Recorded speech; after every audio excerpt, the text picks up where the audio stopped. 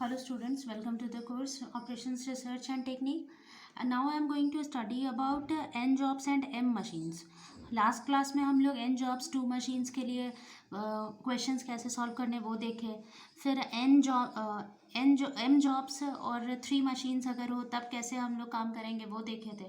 आज हम लोग देखेंगे कि अगर जॉब्स जो है वो N है और M जो है वो मशीन्स है. मतलब कि वहाँ पे पिछले क्लास में जो हम लोग पढ़े थे उसमें मशीन्स हमारा 2 या 3 था. आज हम लोग देख रहे हैं कि अगर N जॉब्स है और मशीन M है, क्योंकि अगर N जॉब्स है और मशीन M है तब वैसे केस में हम लोग इस तरह के क्वेश्चंस को कैसे सॉल्व करेंगे. तो यहाँ पे मशीन्स में देखो हम M1 M2 M3 M small m तक ले गए हैं और जॉब्स जो है वो 1 2 3 N तक ले गए हैं.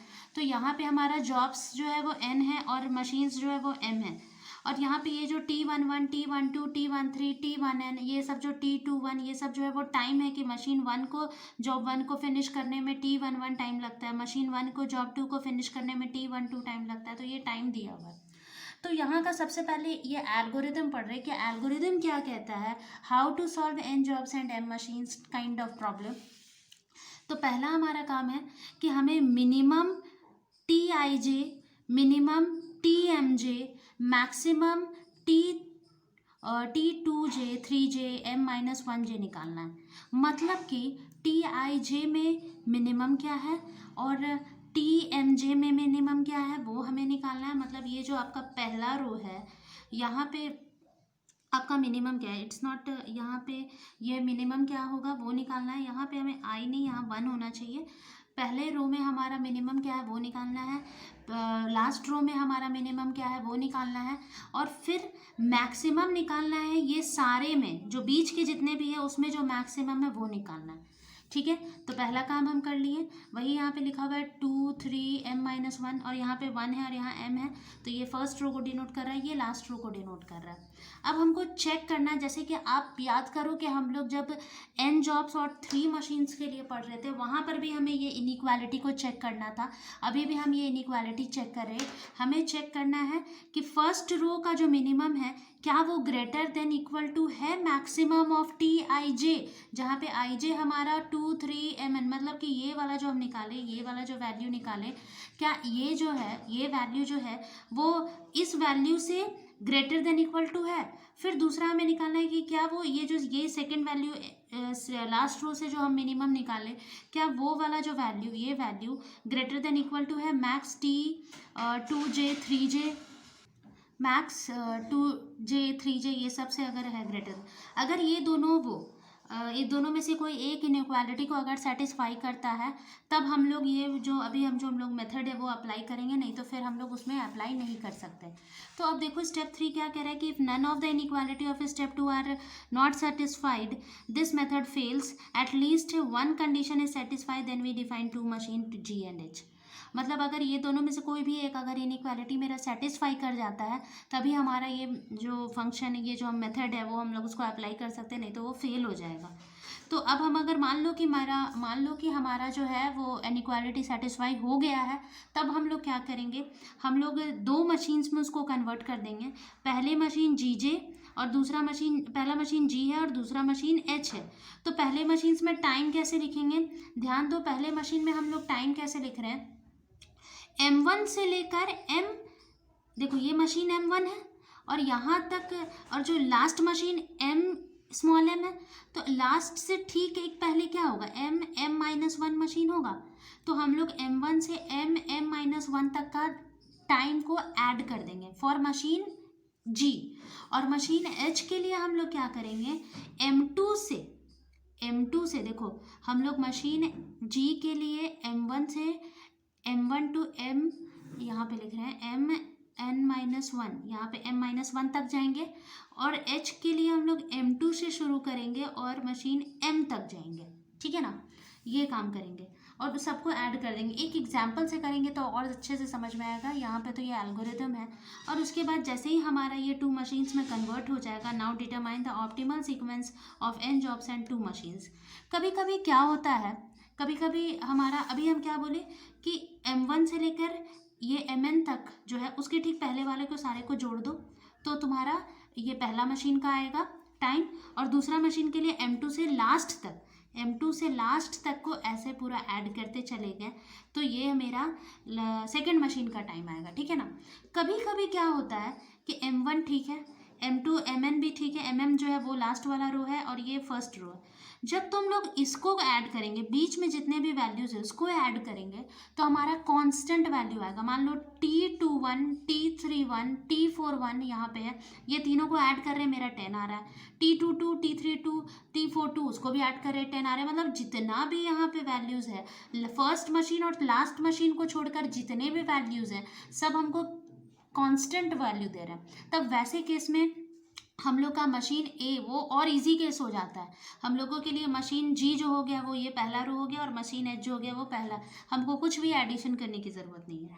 तो वही यहाँ पे लास्ट रो में स्टेप 5 में हम लोग लिखे हैं कि in addition to conditions given in step 4, अगर T2J, T3J और Tm-1J को ऐड करने पे कोई कांस्टेंट वैल्यू आता है, then determine the optimal sequence for n job and 2 machines M1 and MM in order to M1 MM using sequencing algorithm. मतलब हमारा M1 काम करेगा फॉर मशीन G और M1 काम करेगा फॉर मशीन H, और हम लोग उसके बाद जैसे सीक्वेंसिंग प्रॉब्लम को सॉल्व करते थे वैसे ही सॉल्व करेंगे।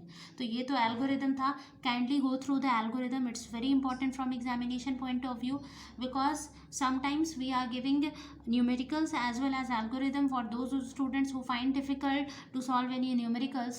So for what kind of a student can solve algorithm to obtain their marks? So it's very important to go through the algorithm also because it's a fundamental thing. Without algorithm you cannot solve any question. सो अब एक example हम लोग लेते हैं। Example में हमारा क्या है, 4 जॉब्स है और 5 मशीन्स है, ठीक है। तो ये ना तो हम लोग n जॉब 2 मशीन से कर सकते हैं, ना तो n जॉब 3 मशीन से कर सकते हैं। इसके लिए हम लोग n जॉब्स m मशीन्स वाले प्रॉपर्टी से कर सकते हैं। तो हमें सबसे पहले क्या निकालना है, minimum of first machine a है तो a का हम मिनिमम निकाले, मेरा 5 आया। मिनिमम ऑफ ई मतलब लास्ट मशीन का हम लोग है ना निकालेंगे। लास्ट मशीन में हमारा क्या है, मिनिमम 6 है तो यहाँ पे हम लोग 6 लिख दिए। और मैक्सिमम हमको निकालना है B1, C1 और D1 में। ये B है, ये C है और ये D है, और इसमें से हम लोगों को मैक्सिमम वैल्यू निकालना है।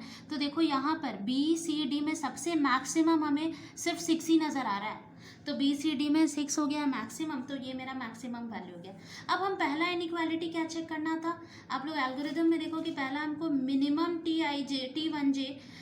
T1 होगा यहाँ पे, मिनिमम T1J में 1J को कंपेयर करना है मैक्सिमम ऑफ TIJ, जहाँ पे IJ जो है वो 2, 3, M-1 है, और फिर लास्ट वाले का मिनिमम को मैक्स से कंपेयर करना है।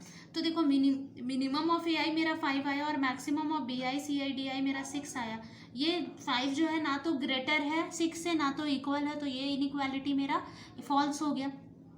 सेकेंड कंडीशन पे अगर हम लोग जाएं तो मिनिमम ऑफ ई जो है, मिनिमम ऑफ ई हमारा 6 आया है, और यहाँ पर आपका जो 6 है वो मैक्सिमम ऑफ BI, CI और DI से का जो वैल्यू है वो भी 6 है, उससे ये बड़ा है तो नहीं है लेकिन इक्वल है। तो ये वाला कंडीशन ये सेटिस्फाई हो गया, ये वाला कंडीशन ये ट्रू हो गया।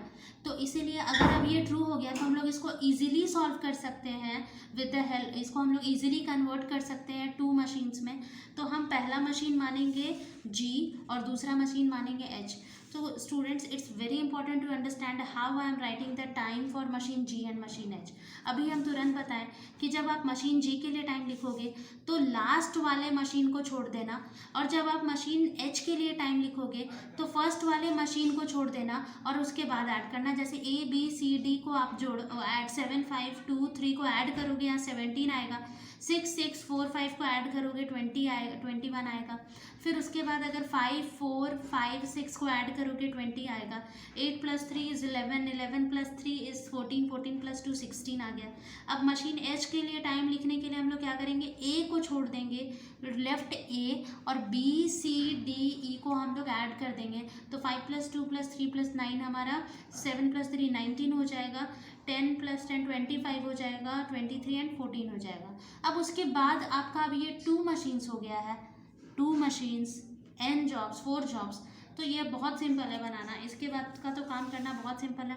आप लोग सबसे पहले सीक्वेंस निकालो। कैसे सीक्वेंस निकालते हैं, जो यहाँ टाइम है उसमें सबसे मिनिमम टाइम क्या है 14 14 हमको फोर्थ जॉब दे रहा है। चूँकि ये बी जो है सेकेंड मशीन है वो हमें 14 दे रहा है, इसीलिए हम इसको लेफ्ट साइड राइट साइड से लिखना शुरू करेंगे। तो राइट साइड में 4 लिख दिया। अब जो हमारे पास उसके बाद हम इसको कैंसिल कर देंगे। अब हमारे पास बचा ये, इसमें से मिनिमम 17 है, 17 जॉब 1 दे रहा है और ये चूँकि जॉब मशीन जी का है जॉब, तो इसीलिए इसको हम लोग कैंसिल कर देंगे और यहाँ पे हम लोग 1 लिख देंगे।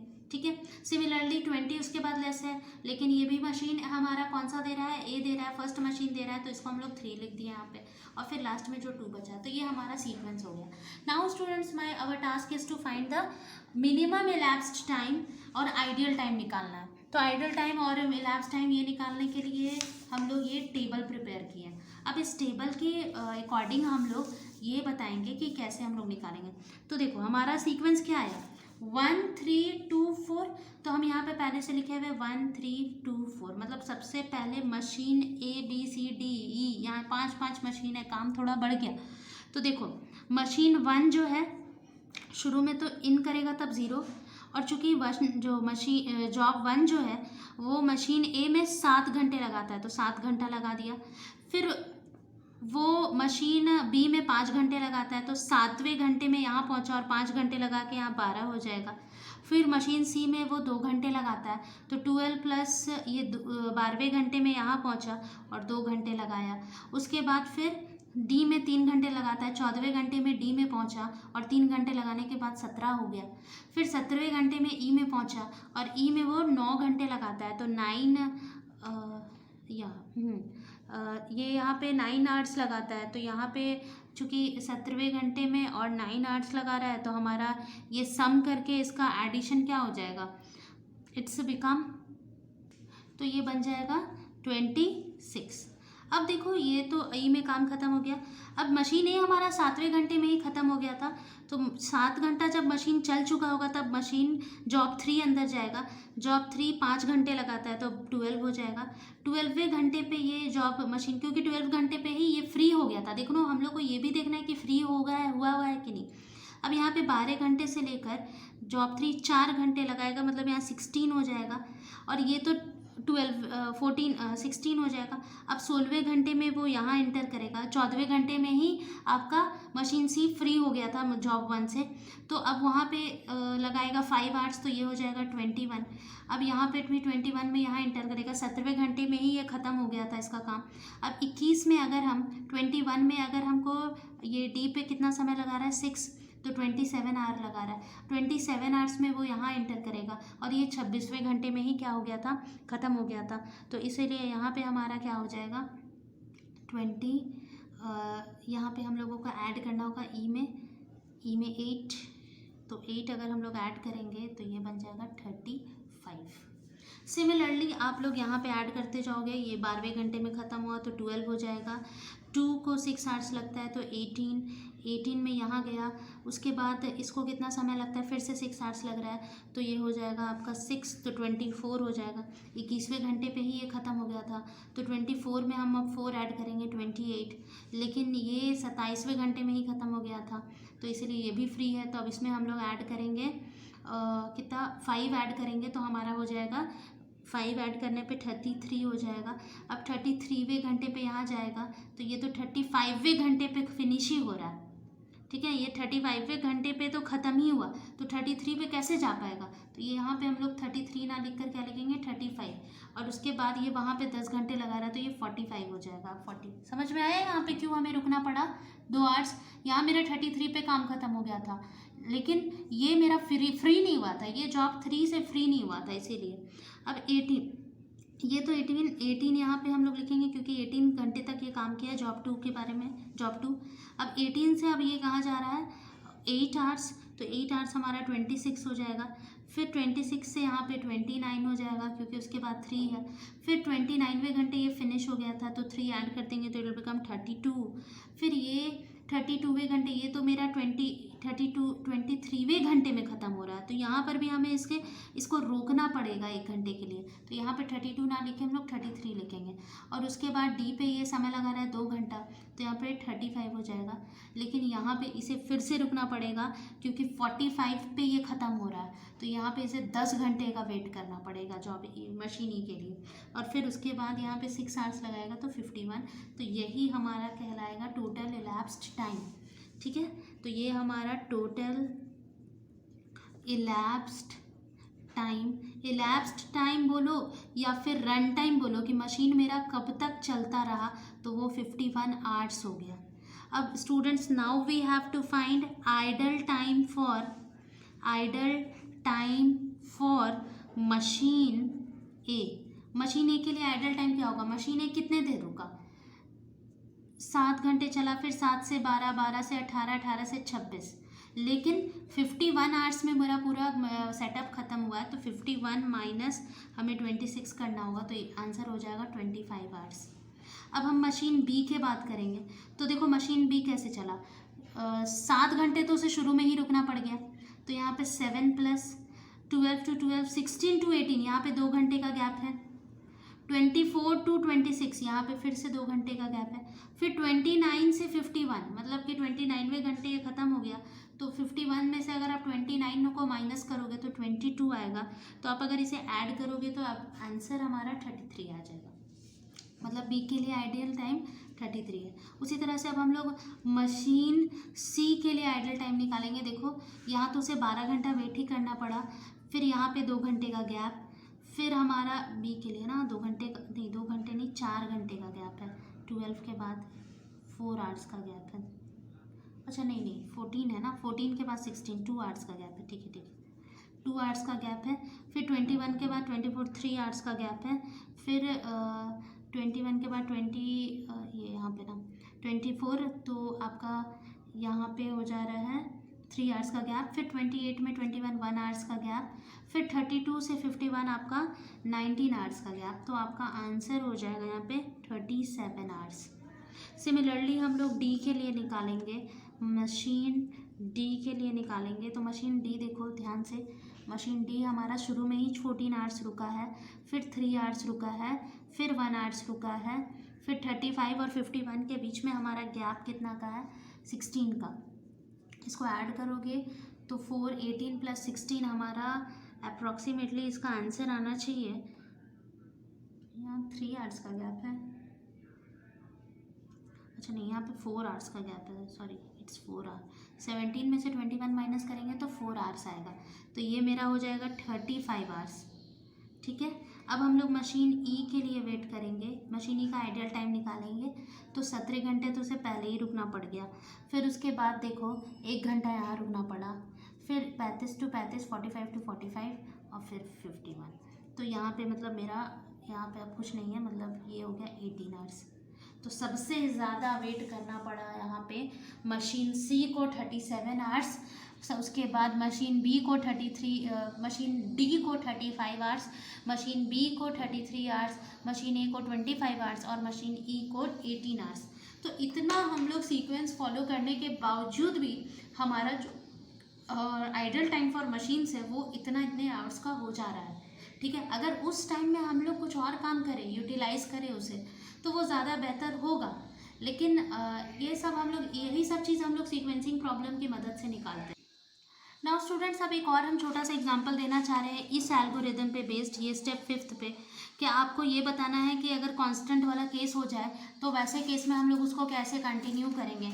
तो अगर आप लोग एक बार देखें तो मान लो कि एक एग्जांपल दे रहे हैं M1, M2, M3 और M4, ये 4 मशीन्स है और जॉब भी हमारे पास 4 है। तो ये भी हमारा कंडीशन जो है वो n jobs and m machines के लिए।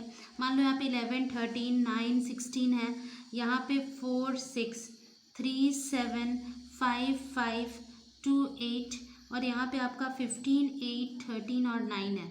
सपोज़ ये आपका है वैल्यू। अब देखो यहाँ पे कि ये मेरा मशीन 1 हो गया, ये मशीन 2 हो गया, 3 हो गया और मशीन 4 हो गया।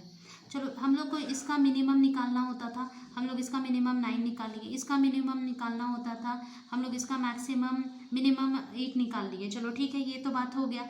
लेकिन अब हम लोग क्या करते थे, जो बचे हुए मशीन्स होते थे उसमें से मैक्सिमम निकालते थे। यहाँ पे अगर हम मैक्सिमम निकालें तो 8 आएगा, लेकिन एक बार ज़रूर ये सबको ऐड करके देख लेना कि कहीं कांस्टेंट वैल्यू तो नहीं आ रहा है। Students, if you will add the time taken by machine 2 and machine 3 to perform job 1 2 3 and 4, तो वो आप देखोगे कि यहाँ पे भी आपका सम 10 आ रहा है, यहाँ भी सम 10 आ रहा है, यहाँ भी सम 10 आ रहा है, यहाँ पे भी सम 10 आ रहा है।